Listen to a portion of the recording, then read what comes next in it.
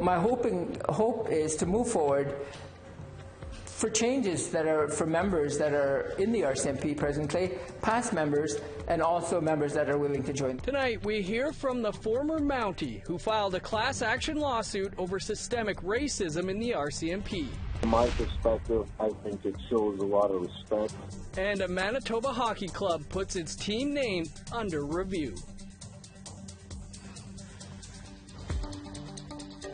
Good evening, I'm Dennis Ward. Welcome to APTN National News.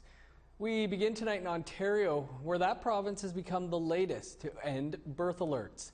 The controversial practice that involves children's aid societies notifying hospitals when they believe a newborn baby may be in danger. Birth alerts disproportionately impact Indigenous and marginalized communities, and ending the practice was among the recommendations of the Missing and Murdered Indigenous Women and Girls National Inquiry. Ontario will end the alerts on October 15th of this year. Jill Dunlop, the Associate Minister of Children and Women's Issues, said her government made the decision after listening to community members and service providers. Firsthand that this practice was taking place, and it's it's traumatic for moms, for children, and for families too. So it's one of the first steps in the child welfare modernization that we are doing, and we're trying to work to collaborate with families so that families have a voice in their plans moving forward, and birth alerts just do the exact opposite. The first Indigenous woman from Manitoba to serve as an RCMP officer is leading a class action lawsuit against the force. Marjorie Hudson was a Mountie for 31 years. She filed her suit on behalf of current and former members. She joins us from Winnipeg. Marjorie, thanks for joining us. RCMP Commissioner Brenda Lucki and the federal government have both recently acknowledged systemic racism exists in the RCMP. What is the significance of the timing of this lawsuit? Well, it's been in the 31 years in the RCMP. It was always there. It was something that I talked about a lot. I remember doing an interview with CBC in 2011, actually mentioning that as well. I spoke to the commissioner then. I wrote to the commissioner about the racism. I talked to the commissioner personally. They never acknowledged it. I talked to a lot of management. They never acknowledged it. But I think now is the time, now is the right time. I think the universe gives you as much as you can handle, and now is the time to move forward with it. And so people can finally listen, so they can listen, so the RCMP can listen, because they haven't for the past 31 years that I'm aware of. The statement of claim filed with the federal court says, the discrimination you faced was so severe you began to feel the enemy was not the criminal conduct you dealt with in your career, but the RCMP. Can you elaborate on that? Yes. Well, when because of the way I was treated, when I would speak up, I'll give you an example of that. I joined the Aboriginal Advisory Group to bring forward the problems that we had with the Indigenous members and myself. Then I went to 2 meetings, and after speaking up about it, I was kicked out of the Aboriginal Advisory Group. They just didn't want to hear it. They'd walk away. So I just kept on talking about it throughout my service, but actually I got no attention whatsoever. No one was actually listening, so eventually, and listening to members speaking, members past and present, they still talk about it. It has not changed. So eventually, I knew that something would come about, and I think now is the right time. So Marjorie, in 2012, you joined a class action against the RCMP alleging sexual harassment. What impact do you think these lawsuits have? You did really good. Thank you. It brings, I'm hoping that it brought the attention of the RCMP to realize they're not above the rest, that they need to listen to what people are saying, what the members are saying, I mean, this would have never came about if they would have listened to members that complained about it in the first place and would have did something about it. So my hope is to move forward for changes that are for members that are in the RCMP presently, past members, and also members that are willing to join the RCMP. Some people are asking for reform or outright to dismantle the RCMP. What outcome do you hope for, and what might reform look like? Well, my hope is that this lawsuit will bring about positive changes for the rationalized individuals who are still within the RCMP and those who join in the future, as well as give those who formerly worked with or for the RCMP, such as myself, the strength to come forward. I would like the members, the past and present, give them the strength to come forward and perhaps open a path to healing, to learning. Education is powerful, and I believe that if they learn the past about the RCMP and how it started, that's cool. Well, learn about it. I mean, I remember a picture in Depot when I first went of this RCMP in red shirts riding a horse, and he's dragging an Indigenous person by a rope. Who's the Indian person is on the ground. So, that speaks volumes for someone like me. Like, what are they doing? So if they look at that, take a look at the education or educate themselves about Indigenous people and how we were treated eventually.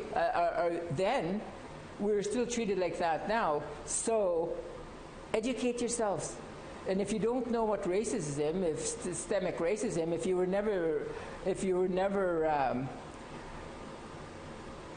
don't know, if you've never experienced this, how can you explain it, really? So, yeah. So I experienced it, and a lot of members have, and I think there'll be a lot of members who will join this class action lawsuit from the way my phone is buzzing anyway. So I'm hoping that everyone will have the strength to come forward, tell their story, because it needs to be told. Well, Marjorie, just like the other lawsuit. Marjorie, we'll have to leave it there, but appreciate you coming forward and speaking with us today. Yeah, no problem. And we'd like to hear what you have to say about this latest lawsuit against the RCMP. Here's how you can continue the conversation. You can send your emails to news@aptn.ca. Find us online at aptnnews.ca and on youtube.com/aptnnews. You can also follow us on Facebook, Twitter, and Instagram for the latest Indigenous news. The very first Indigenous women's recovery home in Calgary opened its doors. The Red Woman House is open to all Indigenous women on their healing journey. The home provides culturally safe, affordable housing while meeting the needs of women in early addictions recovery. It's a collaboration between Poundmakers Lodge Treatment Centers and the Oxford House Foundation. Shannon Littlelight is the first resident of the Red Woman House. Because I came so far from my addictions. I've been 5 months sober, and it gave me a home, it gave me hope, it gave me a place to regain my life back. Conflict is escalating between the Haida Nation and 2 fishing lodges. The provincial government gave the green light for the lodges to open to tourists, but the matriarchs of Haida Gwaii are exercising their rights to protect their nation against the risks of COVID-19. If you leave and go home. Haida members led by matriarchs are putting pressure on the lodges to close. Daughters of the Rivers are the Haida women who have the responsibility to protect Haida Gwaii. They're warning lodge boats while asserting their rights to harvest food. The Haida are keeping their state of emergency in place due to COVID-19 and have closed the island, located on the north coast of BC, to tourists. If COVID-19 comes, we don't have the resources to take care of our people. 2 hospitals, each hospital has 12 beds. The population of Haida Gwaii is well over 7,000. We can't give the health services that people need if COVID-19 comes to Haida. Meanwhile, there's a promising new step in the fight against COVID-19 right here in Quebec. In Quebec City, a possible vaccine has now moved into the new phase, human trials. This vaccine uses tobacco plants to produce particles that look like the spikes on the coronavirus. The hope is they could teach the immune system to fight off infection. It's being tested right now on 180 healthy volunteers. Here's more from a spokesperson for the company spearheading the trials. The phase 1 study will start providing results in September, and we are hopeful that in October we will be able to launch a phase 2/3. So the phase 2 portion is to continue to evaluate safety and the immune response in older adults, in people with comorbidity, to make sure that we have made the right selection of the dose. Researchers are aiming to have a vaccine ready in the first half of 2021. This is one of a half dozen vaccines being developed in Canada. A hockey team in Manitoba is among those under pressure to change its name. That story and more still to come. Here's a look at Wednesday's weather forecast starting on the East Coast. 11 and showers for St. John's, rain and 18 in Halifax, sun's out and 20 for Nain and Cartwright, 24 for Happy Valley Goose Bay, 28 under sunny skies in Montreal, 24 in Saguenay and Chibougamau, 29 in Toronto, 28 and sunny skies in Ottawa, 27 under the sun in Thunder Bay, 24 with showers for Sioux Lookout, 15 and rain in Churchill and Puckatawagan, 17 for Thompson, 26 and sunny in Winnipeg and Gimli, 27 for Brandon, 27 in Regina and Estevan, rain and 24 in Saskatoon, 16 in showers in Stony Rapids, 14 in Uranium City.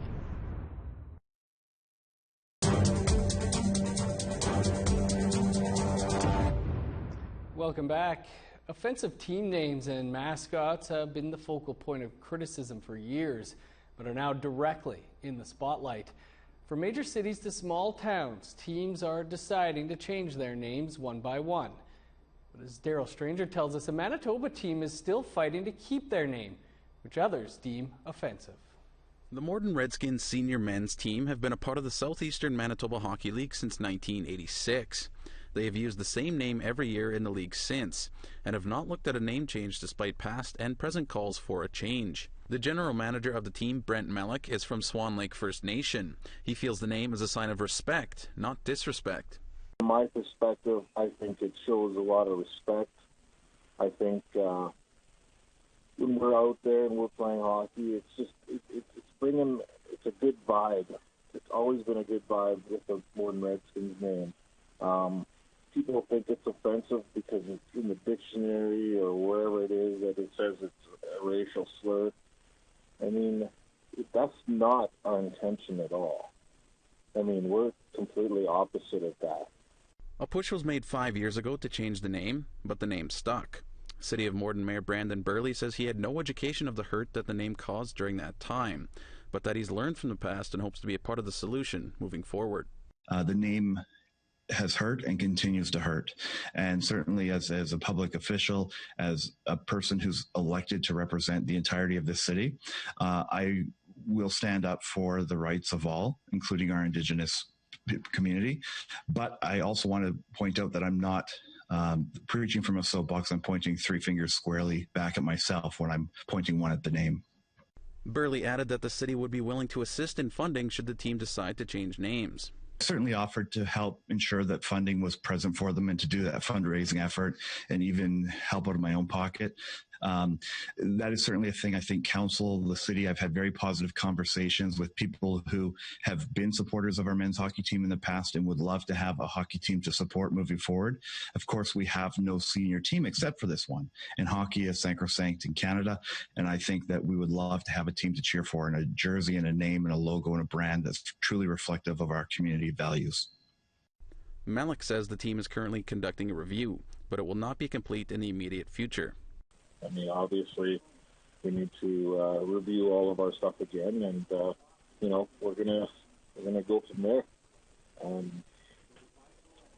Keep everything positive, and I think we'll come up with a good result. I have a good feeling about it. Daryl Stranger, APTN National News, Winnipeg. So is half the state of Oklahoma now tribal land? Well, there is no simple answer. And many are asking this and other questions following a United States Supreme Court ruling late last week. For more, our host Melissa Ridgen spoke with law professor Dr. Lindsay Robertson. He helped develop the legal arguments heard in court. So, Lindsay, first off, despite some of the memes that are going around, this case didn't actually give back any land, right? So what was it about? This case was a case involving a criminal charge that was brought against a man who was a citizen of the Seminole Nation. The crime occurred in an area that historically had been part of the Muskogee Creek Nation's reservation, but the state of Oklahoma took the position that that land was no longer part of the reservation and hadn't been for over a century. So they arrested him and they prosecuted him, sent him to jail in a state prison, and he objected that he wasn't supposed to be in state prison because the state had no jurisdiction, because in fact the Muskogee Creek Reservation was still intact.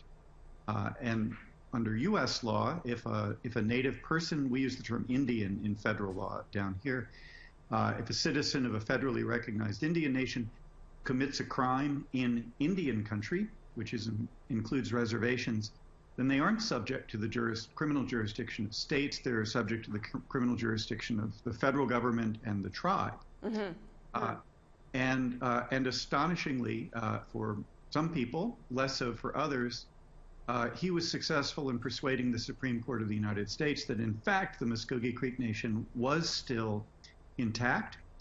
It had been for well over a century, and that meant that the state had to release him effectively for retrial in federal court. So, as you say, no transfer of land, but a re-recognition of Aboriginal jurisdictional rights in a fairly sizable chunk of Oklahoma.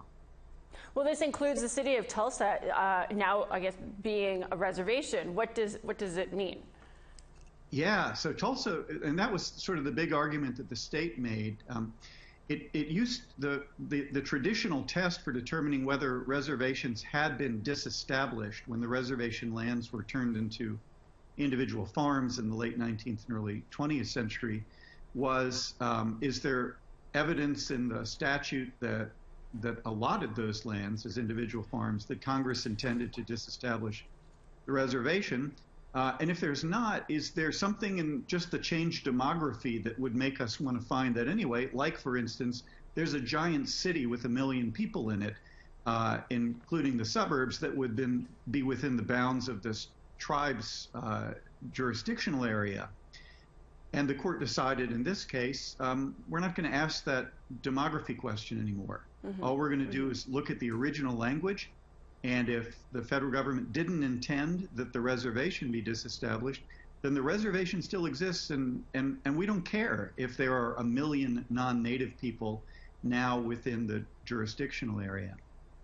So, is there a possible outcome that Native Americans in Oklahoma aren't going to have to pay taxes to the state?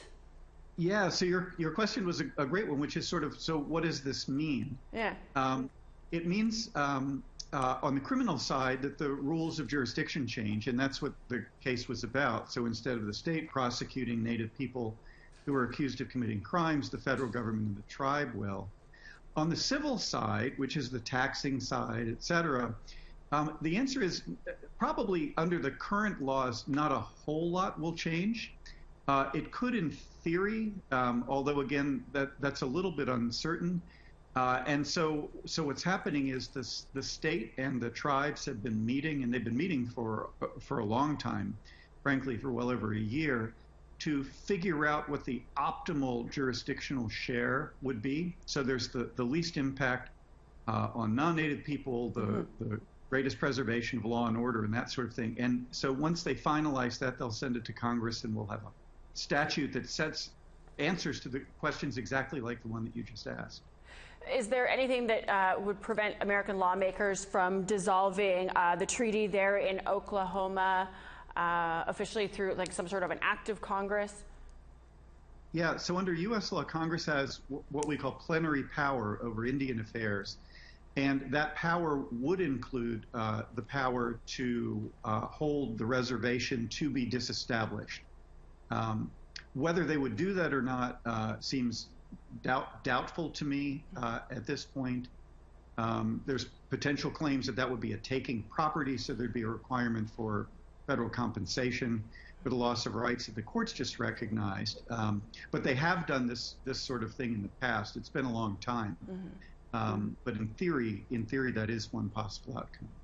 Well, lots to watch. It looks like this is just kind of the beginning of where things are going to end up. Well, thanks for joining us. It's been my pleasure. Thanks for your interest, and thanks for all the questions. Interesting case. Time for another quick break, but stick around. There's more to come. Here's a look at the rest of your Wednesday weather forecast, picking back up in northern Alberta. Showers at 19 for Fort McMurray, 22 in High Level. 26 in Medicine Hat and Lethbridge, showers, and 23 in Calgary. A sunny day for Vancouver with a high of 22, 24 in Victoria, 22 with showers for Fort Nelson, 14 and rain in Prince Rupert, 19 with showers for Old Crow, 17 and rain for Whitehorse, 22 with rain for Fort Liard and Trout Lake, 17 in Yellowknife. 5 in Sax Harbor, 9 and rain for Pawlatuck, 15 with rain for Repulse Bay, 16 in Cambridge Bay, 6 in Resolute, 17 for Cape Dorset.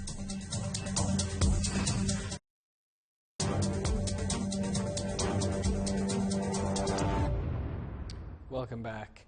Some sad news to leave you with tonight. One of the world's most skillful and flamboyant hoop dancers has been killed in an accident. Dakota Laurence reportedly fell from a bridge he was climbing on Sunday. Laurence was a world champion hoop dancer several times over. He was a principal dancer with Cirque du Soleil when the troupe opened the Pan Am Games in Toronto 5 years ago. And he was a noted actor, appearing in films and television shows including Steven Spielberg's Into the West. He was sharing his talent and experience with young people through the U.S.-based Lightning Boy Foundation. According to his family, Dakota Laurence fell off an old bridge he was climbing in his home state of New Mexico. Well, that's all the time we have for your APTN National News for this Tuesday. For the very latest, visit our website, aptnnews.ca, and download the APTN News app. I'm Dennis Ward. Thanks for tuning in. Have a great night.